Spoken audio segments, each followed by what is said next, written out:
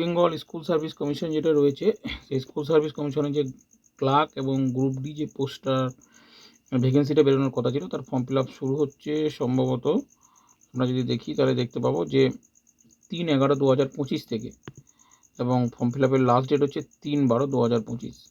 ঠিক আছে, যেটা গ্রুপ সি পোস্ট রয়েছে সেক্ষেত্রে আমার ফর্ম ফিল আপ ফিস রয়েছে 400 টাকা, গ্রুপ ডির ক্ষেত্রেও 400 টাকা, এবং যারা SC ST PH ক্যান্ডিডেট রয়েছে তাদের ক্ষেত্রে ফর্ম ফিল আপের ফিস হচ্ছে 150 টাকা।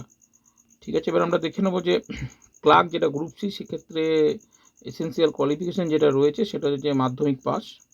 যেটা গ্রুপ ডি রয়েছে সেটা হচ্ছে ক্লাস 8 পাস, এবং এজ লিমিট যারা জেনারেল ক্যান্ডিডেট বা UR তাদের ক্ষেত্রে 40 বছর, এবং SC ST এবং যারা রিজার্ভ ক্যাটাগরিতে রয়েছে তাদের যে নিয়ম, সেই নিয়ম অনুযায়ী ছাড় রয়েছে, সেটা এখানে আমরা দেখতে পাবো।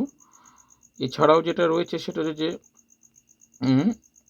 মিডিয়াম ওয়াইজ যে ভ্যাকেন্সি, সেই ভ্যাকেন্সিটা ওয়েবসাইটে দিয়ে দেওয়া হয়েছে, এবং সেখানে PDFটা দেখলেই আমরা দেখতে পাবো। এছাড়াও আর হচ্ছে টোটাল যেটা ভ্যাকেন্সি সেটা হচ্ছে ক্লার্কের ক্ষেত্রে হচ্ছে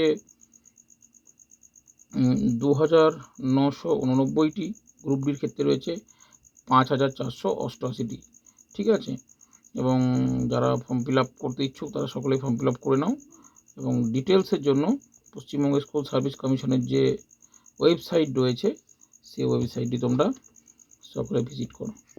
থ্যাংক ইউ।